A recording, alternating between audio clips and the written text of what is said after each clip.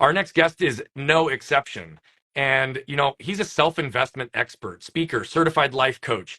He's somebody that I kind of got this sense, this feeling of charisma, impact, warmth, just in the little bit of time that I interacted with the information, consuming who this man was. And so, Darryl, I see that you're here. You're ready. I'm going to pull you up, my friend. Yes! Man, that's called adversity, commitment, persistence. Hell yeah. Persistence, focus, buddy, focus. I like it. I love it. I always feel like if there's a will, there's a way, and I knew that there was something that was going to click. I just felt your energy. Again, I feel people sometimes, and I felt your energy even in the room. So when you had to step out for a little bit and then come back and join in, I was like, I got to get Darryl on here. So how are you today, my friend? I'm above ground, Brian. I'm winning. I'm above ground. I'm You winning. know what? That's the best attitude ever. I appreciate that. I gave a super high level introduction on who you are, but tell us who you are in your words. Sure. Well, first, let me say thank you, Brian, for having me on your platform, your amazing platform. I thank you and I appreciate you and your team. So my name is Darryl Bumpass. I'm a best-selling author, self-investment speaker, and certified life coach. I work with people from all walks of life, and I help them get out of their own way and get to their next level. I love that. I love that. How long have you been focusing on helping other people in that manner? Well, I would say my father passed away in 2007. I watched him take his last breath. So that pushed me into investing in myself and putting my own oxygen mask on. And that allowed me to pivot into being of service of others. So your question, answer to your question, it's been over several years, over 10 years now. But you also brought us back to a really, really pivotal moment in your life. And you also said with clarity that you learned the value of investing in yourself and wearing the oxygen mask for yourself through that experience. What did life look like for you before that? Oh, great question, Brian. Life for me was grinding, right? Life for me was the hamster wheel, right? Life for me was saying yes to everyone else and saying no to myself. Life for me was allowing Mr. and Mrs. Distraction to distract me from my purpose, from my assignment, and allowing me to, if you look at the left side of my face, it is paralyzed. And it's paralyzed because I was diagnosed with Bell palsy. Okay. So life for me, and it's still paralyzed. So life for me was worry, stress, and being burnt out. And I would have to imagine that through that approach, you also were not investing in yourself. You were not necessarily taking care of yourself. And some of those things compound over time, right? Indeed. Indeed, stress and worry shows up in so many different forms of your life. There's so many red flags. It's funny how we can ignore our intuition, how we ignore the notifications. But hear me out. We are quick to look at the notifications on our phones, but we choose to ignore the notifications from our intuition, from Yeah. our inner side selves. I could not agree with you more, my friend. I often say that pain and perspective both point us towards what's important if we're paying attention, Yes, sir. right? And the reality of it is that so many of us who learn just to push, to grind, as you call it, right? I was one of those, right? We live up here. We shut everything else off. We go into our minds. We focus only on mental toughness, and we stop paying attention to the indicators that our bodies, which are designed to give us feedback, are telling us real time. And so I really appreciate how you talked about that. You ran a really successful men's fashion brand for a number of years.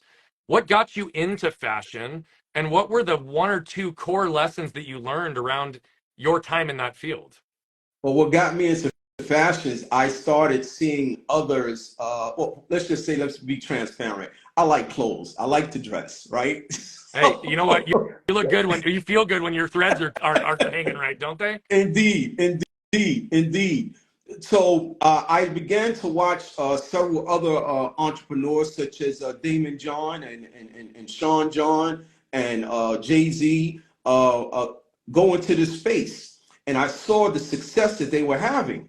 And I also realized that, I need to step into this space I need to start creating. At the time, I was working in telecommunications. So I realized that I needed to start creating multiple streams of income. I needed to start creating passive income. So that led me into creating a 10-year exit strategy. At the time, I was 41 years old when I decided to enter this space, and I was luckily to retire at the young age of 51. And because of that, I was able to create multiple streams of income. And one of them was the fashion menswear line. And because of that, we were able to sell in one store. We went from one store, Brian, to selling to all over the world and throughout the several countries or so. And because of that, I was able to retire at an early young age.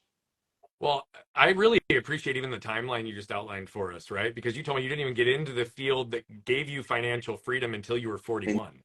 And in only Indeed. a decade, you were able to put yourself in that place. So, what was existing before fashion, and what had to change primarily for you to leverage the opportunity so you only had to work in it for 10 years before you were financially free? So I was in telecommunications prior to even thinking of that space. And again, seeing things occur in my life, watching my father take his last breath. Again, I keep referencing that and Yeah. overemphasizing that because it was so much a pivotal moment in my life that I Yeah. knew I had to initiate some type of change, right? And I realized that I was doing the opposite. I was doing instead of applying the 80-20 principle, I was doing the opposite of it, right? And you're familiar with Oh, that. yeah. So I was doing the 80 instead of doing the 20, right? And I was giving all of my time to my day job.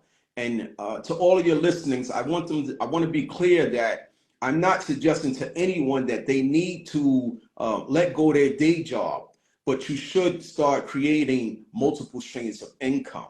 Yeah. So I end up saying that I need to get out of my own way. I need to get off the struggle bus.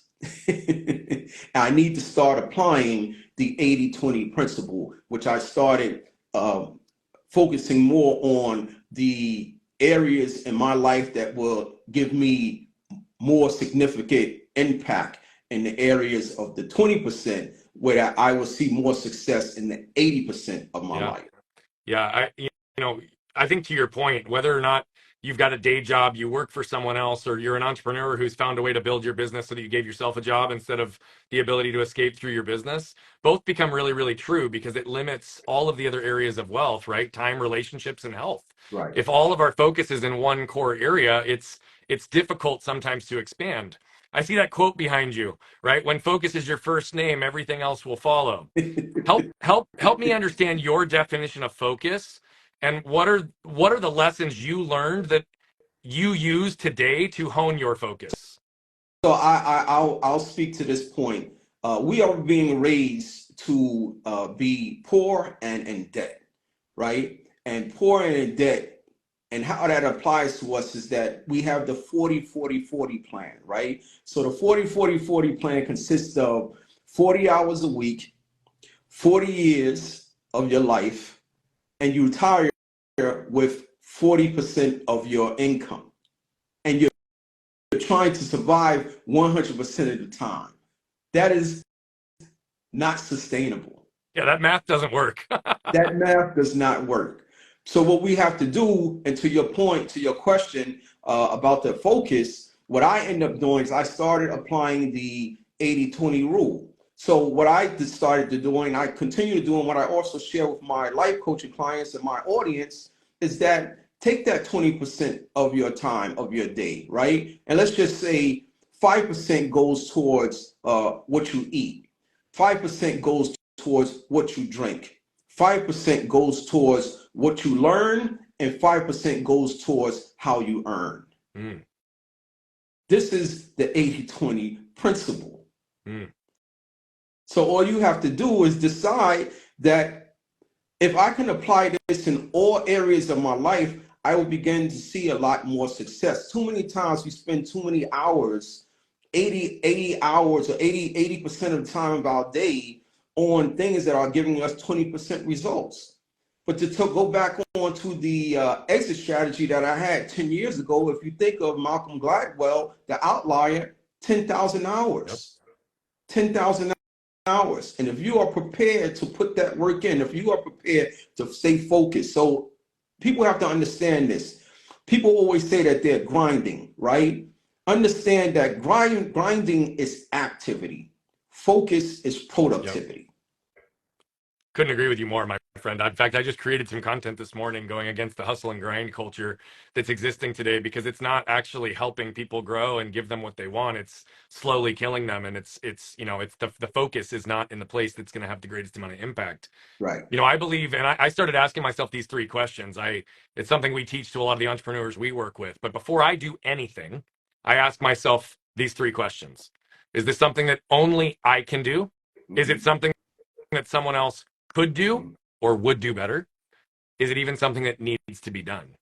And to your point, exactly what that allows me to do is in every single task, even if I don't have the resources to leverage or scale or delegate, right? Depending on what category it fits into, Right. at least having the awareness, ownership, and acceptance on what everything we're doing from an activity perspective, what category that falls into, then it allows us to be intentional with how we want to leverage and scale and grow ourselves beyond it.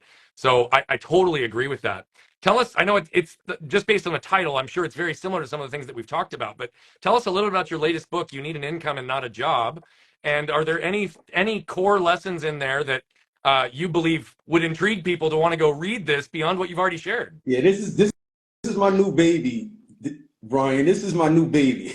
I love You it. need an income, not a job, right? So again, that we touched on how that we are being taught, how we're being raised to go to school and come out with a huge amount of student debt. Then we're taught to get married. Now we're creating more debt, right? And now we're taught to go ahead and start a family, and have kids, and we're creating more debt.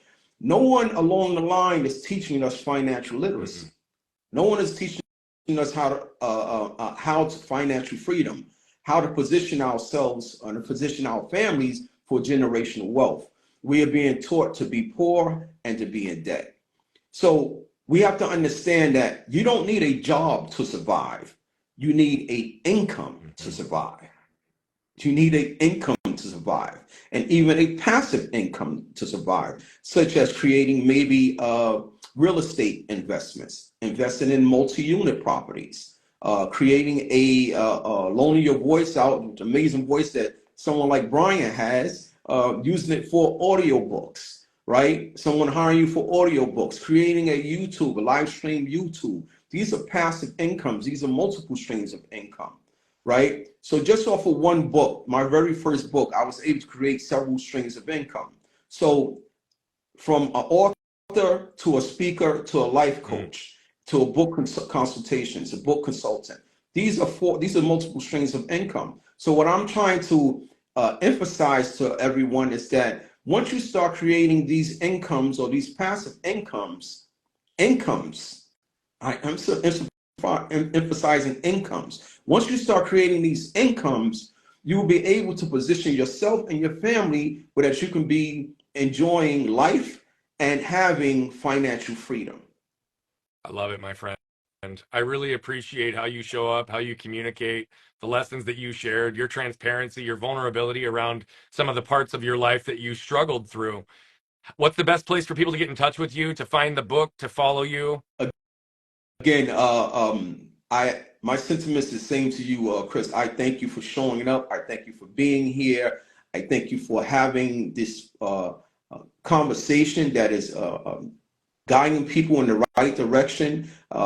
If it wasn't for you, a lot of us would not be able to be in the positions that we are in today or get to the journey or the goals that we are trying to reach. So I thank you 100%. So people can reach me at darrylbumpass and they can reach me on social media platforms at Darryl Bumpass. I love it. A question came in also while you were talking about that, and because it's so specific to what you were talking about, I'm going to let's see if I can pull it up. Oh, it won't let me put it up on the screen. Okay, so the question is this, and I'm going to let you answer. Which is the best source of passive income for teenagers aiming to be successful at a young age? Well, for anyone at any age, I would suggest real estate. right? Start growing your real estate empire right now. And I'll give you a company or a strategy that a lot of people use where you don't need a lot of money, and you can use 100% OPM, 100% other people's money. So as a teenager, they may be saying that, well, I don't have the funds. Okay, so there's a program called the DSCR loans. DSCR loans. What they do is that they loan you 75% of the value of the home based on the cash flow of the home, and you will have to come up with 25%.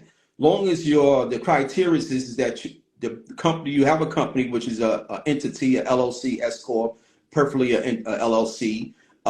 Your credit score is 640. Brian, can you believe this? Wow, that 640. I mean, that actually surprises me that it's that. And I don't mean this to judge, but that's not a very high score. Yeah. Indeed, right. And a teenager may not even be thinking about a credit score. But Mm-mm. I want want them to understand that value your credit. Make sure your credit is always intact, because it will be able to have you grow so many different things in your life. So DSCR loan, go to DSCR. You can Google DSCR loans and go to several different companies, and they will give you 75% of the cash flow of the property. You will have to come up with 25% of the capital. 25%, let's just say you use that from your business credit cards, right? Now from the 25% of the business credit card, 75% of DSCR loan, you have 100% OPM. That's 100% of other people's money. Yeah. Yeah. So that would be one suggestion that one thing I would suggest would be real estate. The next, if you decide, maybe you can go to look at a drop shipping. You can do drop shipping. You can do proofreading if you're an avid reader. So many people out here are avid readers, but they don't realize they can get paid for doing this. They can do proofreading. So there's several different ways that you can go into that space, and at whatever age it is, it could be 15 to 40, 15 to 50. It doesn't really matter. What matters is as long as you have the information that will get you there. And let me just add this real quick, Brian. I was able to implement four steps for self-investment method. And here are my 4 steps for the teenagers, and I appreciate the question that he asked us. These are the steps that you can use to grow your business and to have personal growth in your life. Number 1, have a plan. Benjamin Franklin says, if you fail to plan, you plan to fail. Number 2, eliminate your distractions.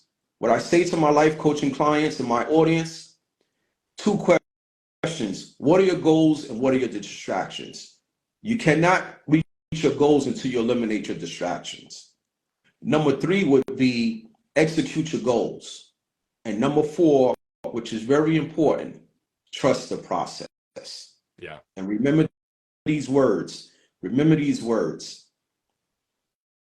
If you are what you eat, then feed me greatness.